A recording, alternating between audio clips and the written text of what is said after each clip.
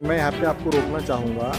अगर से गुंटेवारी बढ़ाने की बात करते एक तरफ, तो एमआईएम का एक अलग स्टाइल भी है। ये क्यों नहीं कह रहे कि भाई आप बुलडोजर मत चलाओ, हम बुलडोजर नहीं चलाने देंगे। मेरी बात दरअसल सुनिए। आप लोगों को पैसा खर्चा करने के लिए बोल रहे हैं, जबकि कोरोना काल है, लोगों के पास पैसा नहीं है। आप सुनिए मेरी बात। आज कांग्रेस, राष्ट्रवादी कांग्रेस और शिवसेना सत्ता में है कि उनको गरीबों की फिक्र नहीं है, गरीबी कोड उनको नहीं होना क्या?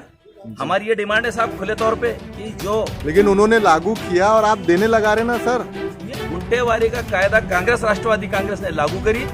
मजलिस इत्तेहादुल मुस्लिमीन की मांगनी है, जैसे हमारे खासदार साहब ने मांगनी करे कि गुंटेवारी के जो पैसे आप जो रेट लगाए आपने उसको आधे करो। आज जो कोरोना काल गुजरा है, उसके बाद में जो बारिश की आफत आई है, जो स्लम एरिया है, जो बस्तियां इलीगल बताई जा रही है, हम नहीं कहेंगे, उनके पास खाने को अभी पैसा नहीं है, खाने के लिए अनाज नहीं है, वो पैसा कैसे भर सकते हैं? इसके ऊपर एमआईएम पार्टी का क्या काम चल रहा है? एमआईएम पार्टी का ही स्टैंड है कि हम भी यही बात मान रहे जैसे आप बात कर रहे हैं, और हमारा बोलना यही है, इम्तियाज जलील साहब का बोलना यही है, एमआईएम का बोलना यही है कि आप गरीबों के रेट कम करो गुंटेवारी के अंदर, ताकि गरीब से गरीब आदमी लाइन लगा के आके इसको भर रहा है। तो लड़ना ही पड़ेगा, इलेक्शन सामने है, आपको हमदर्दी तो बताना ही पड़ेगी ना।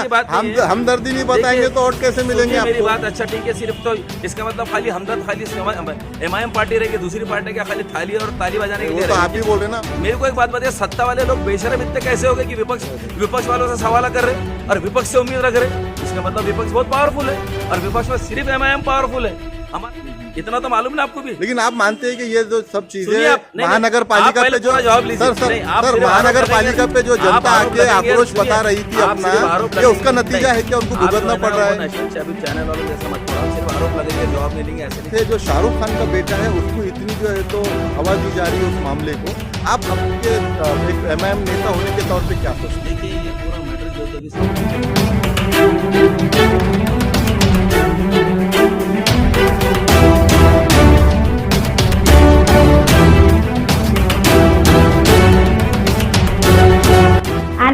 मैं हूं नेहा खान और आप देख रहे हैं कौमी सियासत आप तक। आवाज आप ही की, आप तक पहुंचाएंगे हम। ये बताइए, अभी कुछ दिन पहले जो है तो कमिश्नर साहब का बयान आया था कि इलीगल बस्तियों के ऊपर जो तो बुलडोजर चलेगा। हाँ, मतलब कि यहाँ पे जो अब जिनके घरों में पानी घुसा था, जो लोग यहाँ पे आके मुआवजे की मांग कर रहे थे, मतलब ये एक तरीके से उनके ऊपर प्रेशर डालने वाली बात है।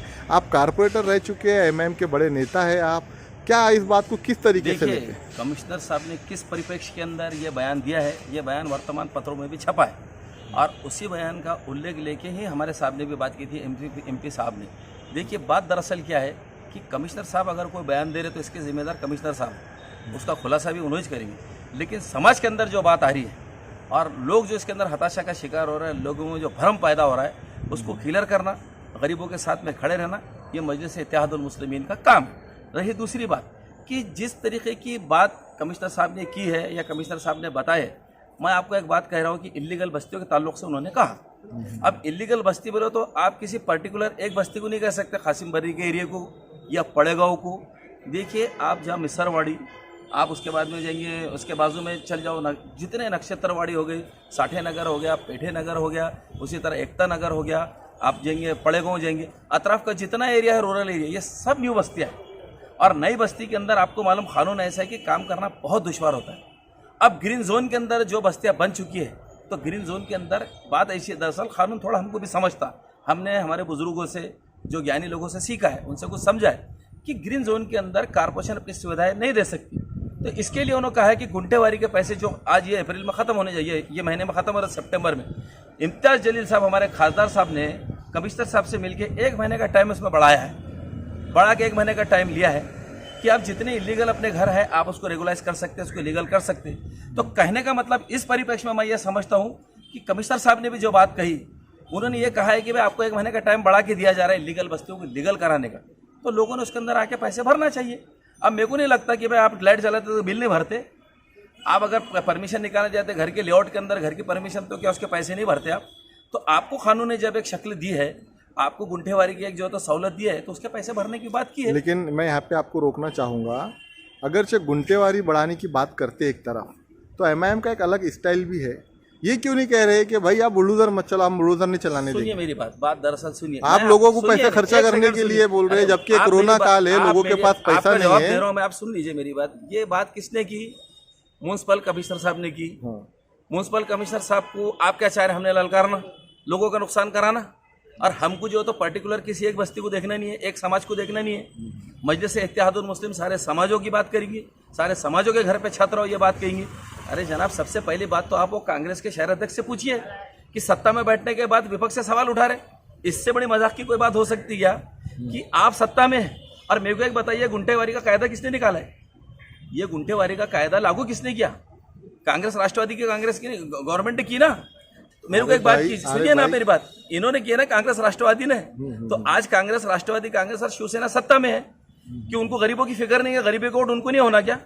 हमारी ये डिमांड है साहब खुले तौर पे कि जो, लेकिन उन्होंने लागू किया और आप देने लगा रहे ना सर। सुनिए ना मेरी बात, आप देने लगा रहे, आगे बोलने आप पैसे देने लगा रहे ना सर। देखिए ना हम क्या देने लगा रहे और लोगों को क्या देने वाले, ये भी सुन लीजिए। खासदार इम्तियाज जलील साहब ने अपना पत्र डायरेक्ट राइटिंग में लिख के महाराष्ट्र शासन को दे दिया, गवर्नमेंट ऑफ महाराष्ट्र को दे दिए, पालक मंत्री साहब को दे दिए कि साहब गुंठेवारी की तरतूत के अंदर आप ग्रीन जोन को भी लीजिए, गरीबों की जो बस्तियां उनको तहफ्फुज कीजिए। इम्तियाज साहब बचाने की बात कर रहे और सत्ता में बैठे हुए लोग बर्बाद करने की बात कर रहे, ये है हमारा बोलना। दूसरी चीज, गुंठेवारी का कायदा कांग्रेस, राष्ट्रवादी कांग्रेस ने लागू करी, मजलिस इत्तेहादुल मुस्लिमीन की मांगनी है, जैसे हमारे खासदार साहब ने मांगनी करे कि गुंठेवारी के जो पैसे आप जो रेट लगाए आपने उसको आधे करो, कम से कम करो। गरीब आदमी ने घर कैसा बना? प्रधानमंत्री घरकुल आवास योजना के वास्ते जो तो लोगों को घर बनाए देने की बात कर रहे, ठीक है, वो झूठ बहुत बोलते, सच्चाई कितनी है उसके अंदर वो देखेंगे, लेकिन बयान तो दे रहे। और दूसरी एक चीज कि अब आप यहाँ पर इतना हेवी चार्ज लगा के रख दिए तो गरीब एक 600 स्क्वायर फीट का प्लाट वाला कैसे इतने पैसे भरेगा? तो ये कांग्रेस, राष्ट्रवादी कांग्रेस के लोगों ने जिन्होंने गुंठेवारी का कायदा लाया, मेरी तमाम शहर के गरीबों से ये विनती है कि आप सबसे पहले इनका गिरबान पकड़ो, एक आंदोलन के वास्ते खड़े रहो, हम तुम्हारे साथ खड़े हुए कि गुंठेवारी का 10 रुपए स्क्वायर फीट से भाव लगाओ, पूरों को पैसे भरने लगाते हैं, सिर्फ 10 रुपए स्क्वायर फीट का भाव लगाओ। चलिए, जनता उनका गिरेबान पकड़े ना पकड़े, लेकिन यहाँ की औरंगाबाद की जनता ने एमआईएम को बहुत सराहा है। एमआईएम के कारपोरेटर चुन के दिया है, खासदार चुन के दिया है, आमदार चुन के दिया है।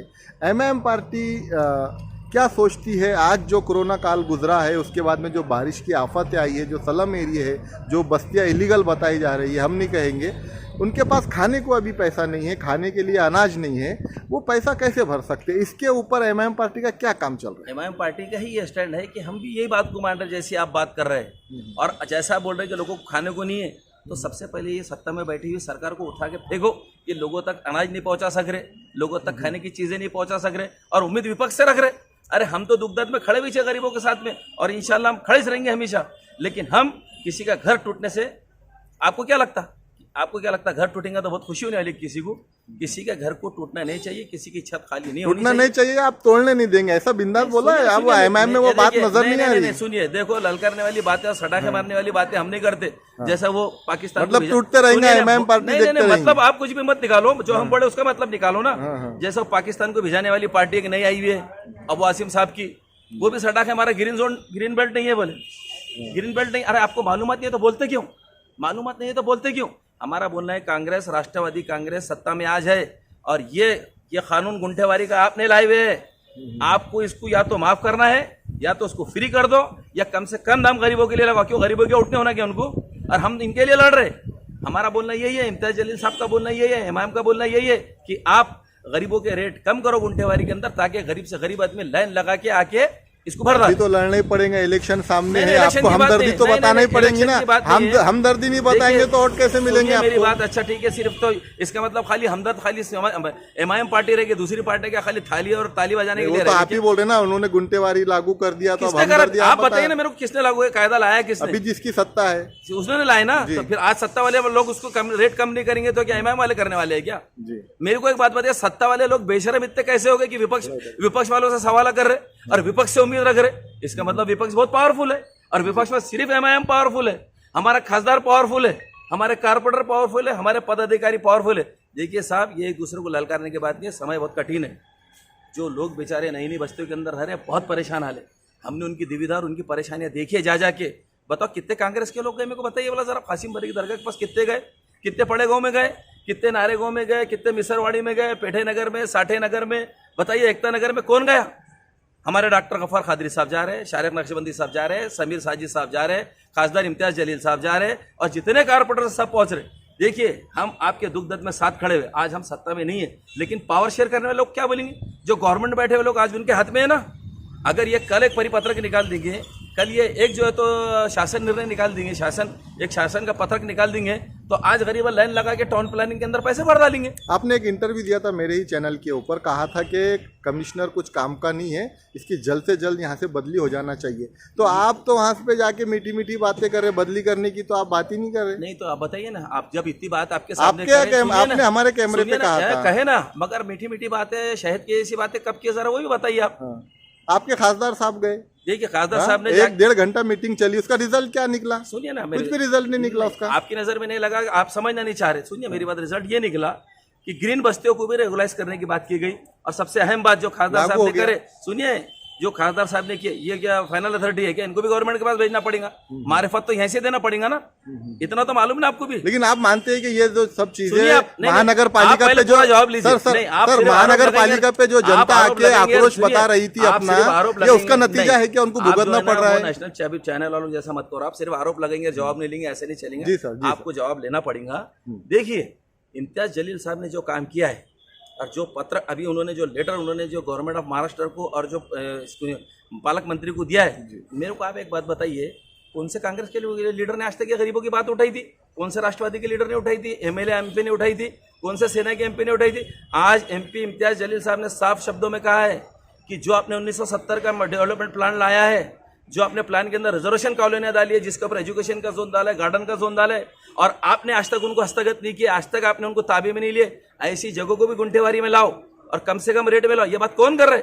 सिर्फ खासदार इम्तियाज जलील साहब कर रहे, और आप भी सवाल हम पे लिए चल जा रहे। अरे हमारा जवाब तो सुनो, हमने क्या मांगे, हमने क्या मांगे? हमने गरीबों को आबाद करने की बात करे, लेकिन बर्बाद करने वाले लोग भी तो आपके सामने है ना। बिल्कुल ठीक है, आगे चलते हैं। जो लोग यहाँ पे आके आक्रोश बता रहे, आंदोलन कर रहे हैं, जो मुआवजा मांग रहे, कहीं आपको ये तो नहीं आप ये मानते हैं कि इनको दबाने की कोशिश की जा रही है, ऐसा डर दिखा के? अगर आप यहाँ पे आएंगे तो आपको जाहिर है, जब आप नोंदनी करेंगे, सर सुनिए ना, जब नोंदनी करेंगे कि भाई मेरे घर में पानी घुसा था, आपको कागज पेपर बताना है, जबकि इलीगल बस्ती में पेपर नहीं होता है घर का, तो साफ तौर पे पता चल जाएगा कि भाई ये इलीगल घर है। मतलब ये एक तरीके से प्रेशराइज और दबाने की कोशिश की जा रही है। वैसा नहीं होता है। अतिवृष्टि की जो योजना होती है, डिजास्टर का जो फंड होता है और जो दिया जाता है और जो बांटा जाता है, वो तहसील ऑफिस से दिया जाता है, कलेक्टर ऑफिस के माध्यम से चलता है, कारपोरेशन से नहीं चलता हो। डाटा तो जमा हो रहा होगा ना? मेरी बात सुनिए। दूसरी चीज, इसके अंदर जितने लोगों की तबाही आई है, जितने लोगों की बर्बाद हुए हैं, जो लोगों के बुरे हाल हुए हैं, महाराष्ट्र गवर्नमेंट ने बिल्कुल उनको भी मुआवजा देना चाहिए।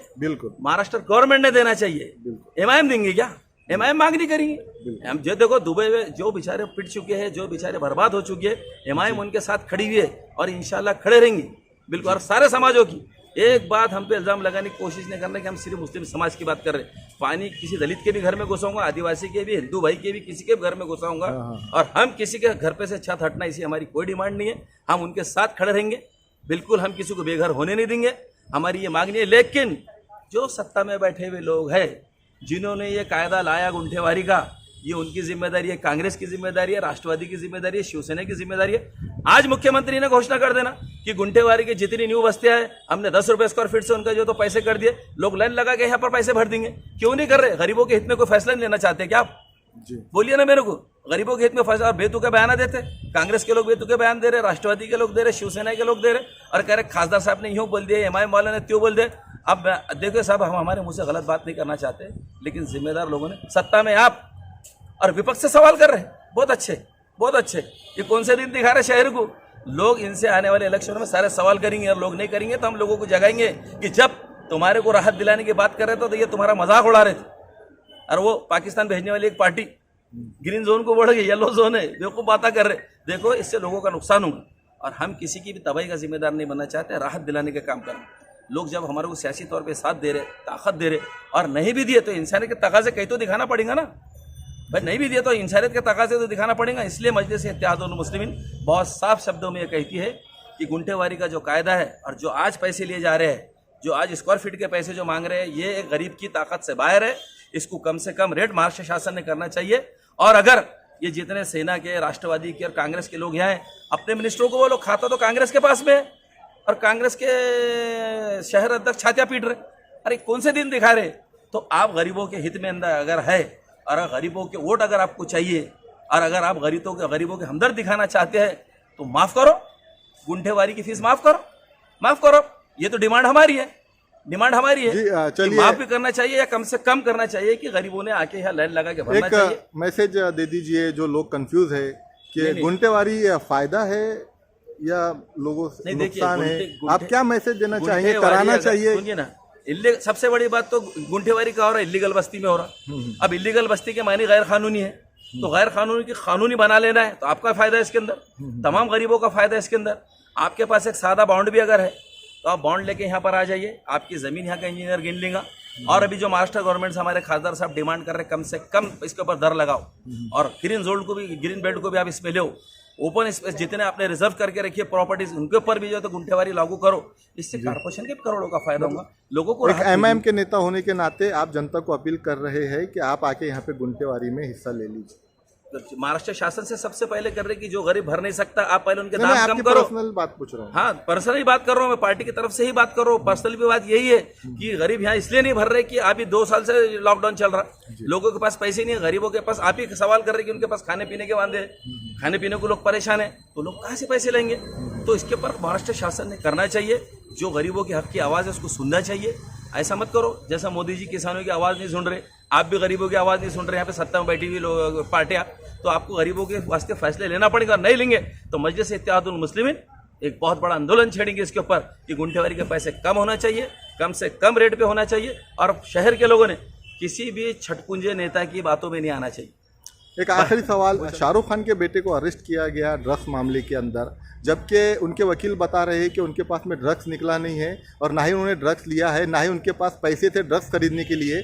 क्या बात है जो शाहरुख खान का बेटा है उसको इतनी जो है तो हवा दी जा रही है उस मामले को? आप आपके एक एमआईएम नेता होने के तौर पे क्या सोचते हैं? देखिए, ये पूरा मैटर जो है तो अभी सब जुडिस है और ये भी अदालत के ज़ेरे निगरान में चल रहा है और अब इसके अंदर इन्वेस्टिगेशन चल रहा है। कानूनी बात और कानूनी पहलू इसके अंदर ये है कि इसके ऊपर कोई टिप्पणी अभी हम इस पर कर नहीं सकते। और दूसरी चीज़ ये है कि आपने तो नफरत देख चुकी है कि जब से मोदी गवर्नमेंट सत्ता में और योगी गवर्नमेंट यूपी में बैठी है, नफरतें तो बहुत बढ़ गई। इन्वेस्टिगेशन एजेंसीज हो या ब्यूरोक्रेट्स हो, सब लोगों के देखने का नजरिया अलग अलग है, लेकिन जैसी इन्वेस्टिगेशन निकलेगा अदलिया पे सब लोगों ने भरोसा रखना चाहिए। इंशाल्लाह जो लोग बेकसूर हैं उनको इंसाफ मिल करेंगे। इसी के साथ हमारे चैनल को लाइक, सब्सक्राइब और शेयर करना ना भूलिए।